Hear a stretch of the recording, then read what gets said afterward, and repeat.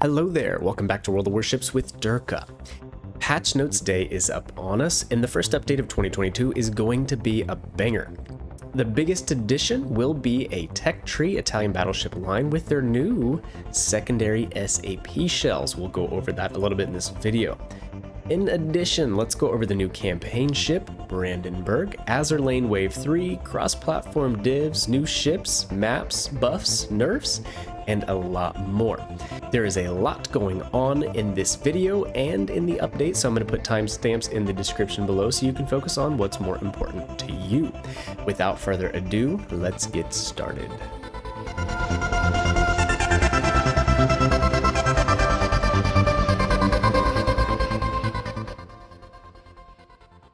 So, Italian battleships. What to expect? Well, they're going to be in early access, meaning that we can only get them through crates. More on that here in a second.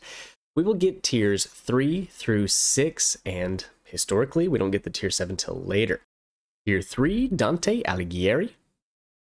Tier 4, Conte di Cavour. Tier 5, Andrea Doria. And tier 6, Francesco Caracciolo. And that will be the tier 7 there, the Vittorio Veneto, I believe.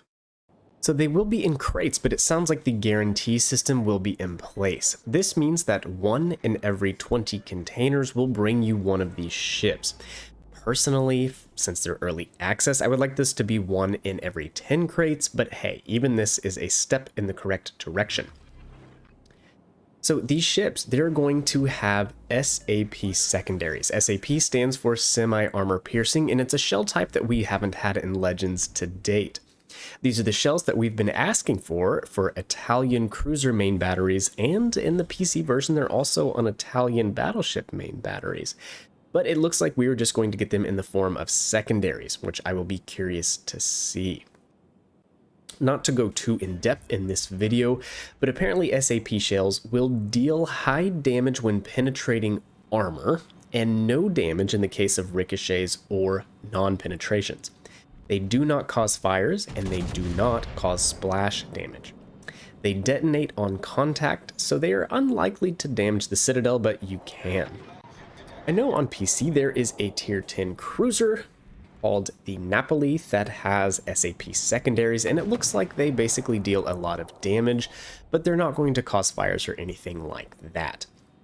The 152mm ones, they will penetrate 42mm of armor, so I could see those being pretty useful, but the other smaller ones, you know, having less penetration, we'll see if they're actually worth it to spec into or not.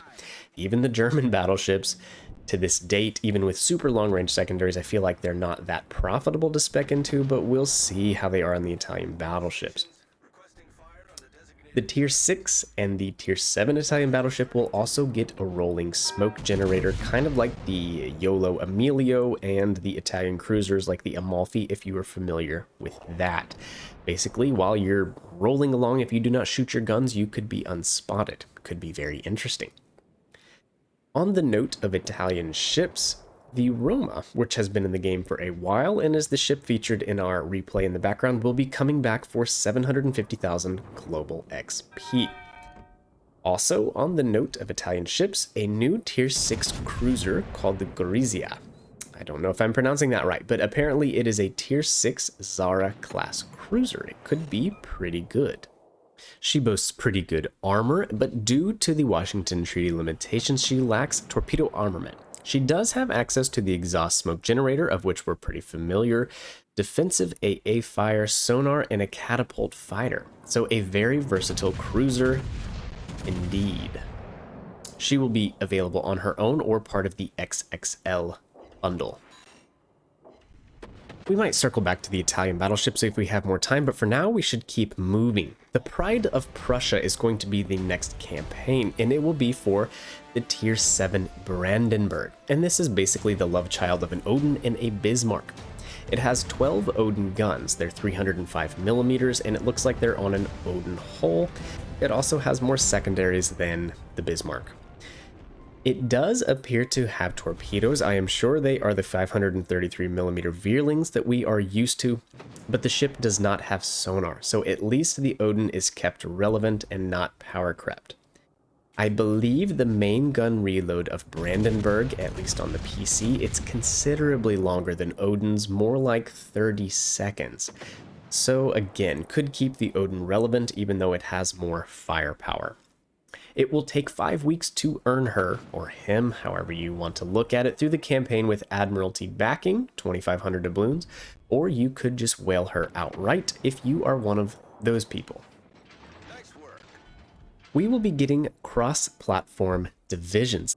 This is something that people have been asking for a long time, so Xbox players can play with their Sony brethren. So it's going to work the same way as it currently does, but your friends from either side of the aisle will be eligible to join you so that you can play together. Please note, this does not currently cover the mobile devices while that version of the game is in testing, but we'll keep an eye on their blog and stay tuned for updates on that. The next big thing, Azur Lane Wave 3. I know people have been waiting for this for a long time. It doesn't look like there will be access to the first couple waves, but there will be 6 new commanders and 3 new ships to get your grubby paws on. Historically, even before becoming a CC, I purchased these commanders, call me a weeaboo if you want, but they generally have really interesting skills and traits, and I enjoy them. Obviously, if you watch my videos, you know that I use them on a lot of my ships. This time around, we will be getting the Montpellier, Japanese Azuma, Shikaku, Yukikaze, Aurora, and the Littorio. The 3 ships, I believe, if I saw it correctly, are going to be the USS Montpellier, which is basically a Cleveland-class cruiser, a gunboat version of Yukikaze, and then I think the last ship is the Aurora, but there might have been a typo in the patch notes, so yeah, I could stand corrected on that one. New maps are on the way. This is a great quality of life thing, and I'm very excited for this. Islands of Ice, Shatter, and Warrior's Path. Domination was also added to Greece and Hotspots, so I think this is going to be nice. Variety is the spice of life after all. Buffs and nerfs. So the Wusta got a huge buff. Faster reload, better fire chance, better HE shell pin, shell grouping increase, decreased radar reload time, and it goes on and on. Some of you know in the background I have been working on comparing all legendary tier ships. We have done the destroyers and the battleships. You can check those videos out if you're so inclined. But Wusta was clearly the weakest cruiser at the tier. I think now it is going to be an absolute menace, and I look forward to finishing the legendary tier comparison series with the new buffed Wusta. On that note, Alaska was nerfed, a big hit to the dispersion, 12%, and a tiny increase to the Sigma. Stalingrad was also nerfed, and I really think this was warranted. That ship is strong. Absolutely super strong. AP shell damage was brought down by 500, and now the fire duration on the cruiser is 45 seconds instead of 30, so a little bit more susceptible to HE spam and fires. York, the German Tier 6 Tech Tree cruiser, got a buff to its reload speed and a buff to its AP shell damage of 500, and I think that was well needed. She was definitely the lame duck of the line, overshadowed by her little brother, Nuremberg, and her big brother, the Hipper. We will be getting more ranked seasons, but this time I think it could be interesting. Who knows? We'll see how much hair I pull out in this one, but basically it's going to be 1v1 dueling. That's exactly what it sounds like. Now, interestingly, at least I thought it was, it doesn't matter what ship you choose. A destroyer could face off against a cruiser, or a battleship could face off against a destroyer, just whatever. Now, what I'm picturing is I think you're going to want to choose something with torpedoes. Obviously, I'm just thinking of this straight joust that's going to last 4 minutes as you sail directly at your opponent. It is going to go from tier 3 all the way up to tier 7. So, thinking through the ships that would be good at that, any German battleship with torpedoes, G-Wagon, Scharnhorst, Tirpitz, Odin, they're going to be very powerful. Now at tiers 4, 5, 3, I think we'll have to get creative, and I probably need to pick my brain a little bit on what would be good.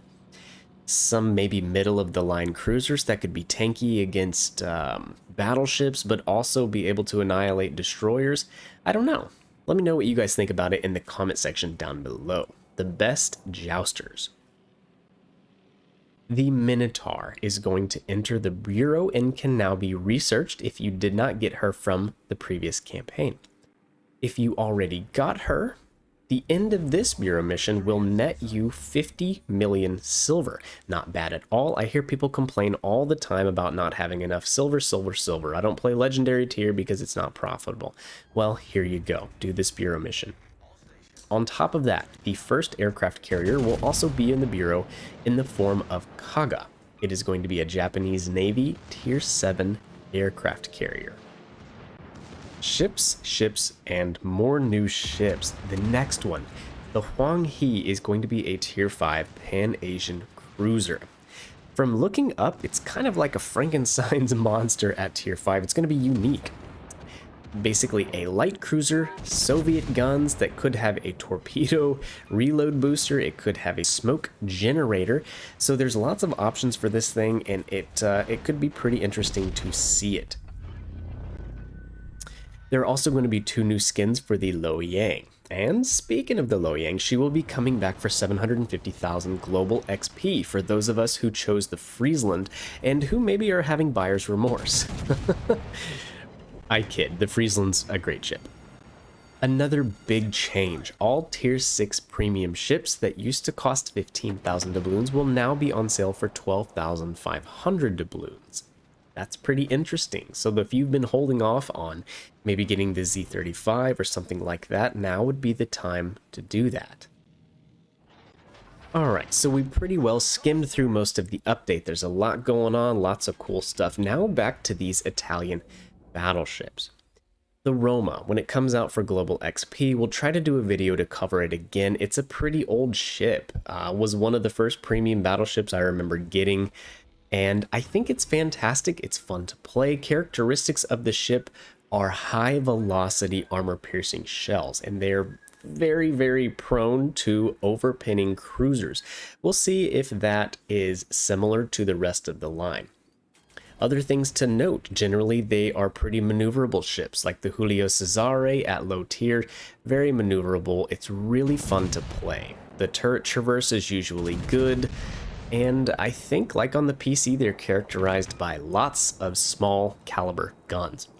The rolling smoke is going to be a cool feature, but I have my doubts about how effective SAP secondaries are going to be when they only have a 5-kilometer range. It's just not the meta. 5-kilometer secondaries are not that fantastic, even if they do double the damage that they do now. Another thing, I don't recall reading anything about an accuracy Italian battleship commander. Right now, all we have is De Revel, and he's really the brawling commander. These ships could use something to clean up the dispersion. They have the same accuracy characteristics as German and French ships, and sometimes it is pretty trolly. Well, my friends, that's the update. Let me know what you guys think. I'm curious to hear your comments and your thoughts on it. Hit the thumbs up. Be sure to subscribe for future content, and I'll catch you in the next one. See ya.